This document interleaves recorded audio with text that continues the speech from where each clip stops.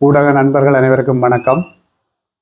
தற்போதைய ஆட்சி அரசாங்கம் பாராளுமன்றத்தில் இந்த மாகாண சபை தேர்தல் தொடர்பில் அந்த தேர்தல் நடத்துவது தொடர்பாக ஒரு தெரிவுக்குழு ஒன்றை நியமிப்பதற்கான பிரேரணை ஒன்றை மாகாண சபைகள் மற்றும் உள்ளூராட்சி அமைச்சின் மூலமாக பாராளுமன்றத்துக்கு கொண்டு வர இருக்கிறார்கள்.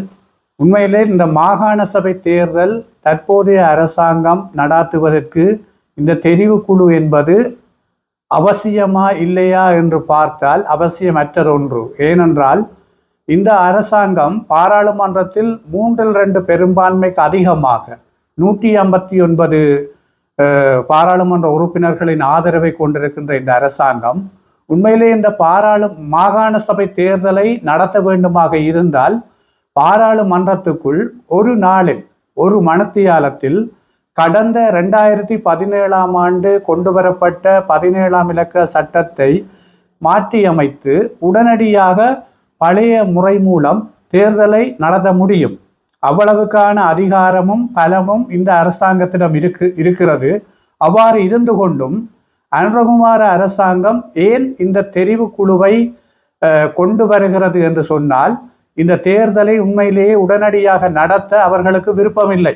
மாகாண சபை தேர்தல் ஒன்றை உடனடியாக பழைய முறை மூலமாக நடத்தி கொள்வதற்கு அவர்களுக்கு விருப்பமில்லாததன் காரணமாகத்தான் இந்த எல்லை நிர்ணயம் என்ற கடந்த காலத்தில் முரண்பாடாக இருந்த அந்த விடயத்தை மீண்டும் தெரிவுக்குழு ஒன்றின் மூலமாக கொண்டு வந்து காலத்தை இழுத்தடிக்கிற நோக்கத்தில் தான் இந்த தெரிவுக்குழு முறைமையை இந்த ஆட்சியாளர்கள் ஒரு பிரேரணை மூலமாக பாராளுமன்றத்துக்கு கொண்டு வருகிறார்கள்.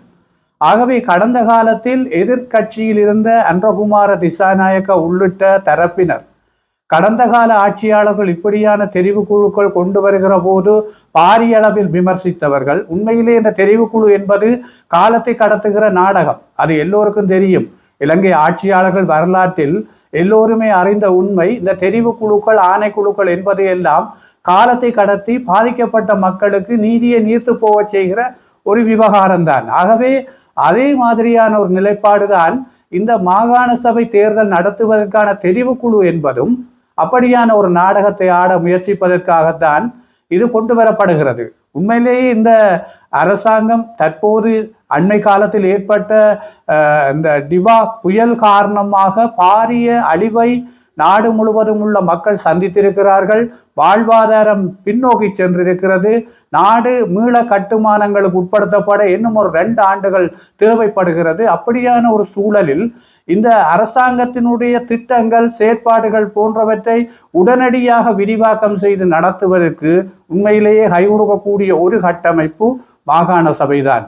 இந்த நாட்டில் 9 மாகாண சபைகளும் உடனடியாக மக்கள் பிரதிநிதிகளால் அதாவது செயல்படுமாக இருந்தால் நிச்சயமாக அது மத்திய அரசாங்கத்துக்கு ஒரு பலமாக இருக்கும். அந்த அரசாங்கம் கொண்டு வருகிற நடைமுறைகளை இலகுவாக செய்யக்கூடியதாக இருக்கும். நாடு முழுவதும் உள்ள பிரச்சனைகள் அபிவிருத்திகள் போன்றவற்றை முன்னோக்கி கொண்டு செல்லக்கூடியதாக இருக்கும். அவை இப்படியான பல உண்மைகள் தெரிந்தும் ஏன் ஜனாதிபதி அன்றகுமார திசாநாயக்கா இந்த மாகாண சபை தேர்தல் நடத்துவதற்கான ஒரு தெரிவுக்குழுவை பாராளுமன்றத்துக்கு கொண்டு வருகிறார் என்றது பல்வேறு சந்தேகங்களை பலருக்கும் உருவாக்கி இருக்கிறது. உண்மையாக அதை நாங்கள் ஆழமாக நோக்கினால் இந்த தேர்தலை நடத்துவதற்கு அவர்கள் விருப்பப்படவில்லை, அஞ்சுகிறார்கள். இந்த தேர்தலை தள்ளி செல்வதற்காகத்தான் தெரிவுக்குழு மூலமாக நான் நினைக்கிறேன் எதிரணியினர் சொல்வது போல ஒரு எல்லை நிர்ணயம் மீள் நிர்ணயம் செய்யப்பட்ட பிறகுதான் இந்த தேர்தலை நடத்தலாம் என்ற முடிவுகள் தான் தெரிவுக்குழு மூலமாக வருவதற்கு காத்திருக்கிறது என்ற எதிரணியினருடைய குற்றச்சாட்டுகள் நான் நினைக்கிற எதிர்காலத்தில் உண்மையாகத்தான் இருக்க போகிறது. ஆகவே தற்போது நான் மேலவே குறிப்பிட்டது போல ஆட்சியாளர்கள் மிக பலமாக இருக்கிற போது இந்த தெரிவுக்குழு எல்லாம் தேவையற்றது ஒன்று. ஆகவே பாராளுமன்றத்தில் ஒரு நாளிலேயே இந்த மாகாண சபை தேர்தல் தொடர்பான பில்லை நிறைவேற்றி ஒன்றில் பழைய முறையில் உடனடியாக நடத்தலாம், அல்லது எல்லை நிர்ணயத்தை ஒரு மாதத்துக்குள் மீள் நிர்ணயம் செய்து அதனை நடத்தலாம். ஆகவே இந்த தெரிவுக்குழு என்பது காலத்தை இழுத்தடிக்கிற ஒரு நாடகமாகத்தான் பார்க்கப்படுகிறது.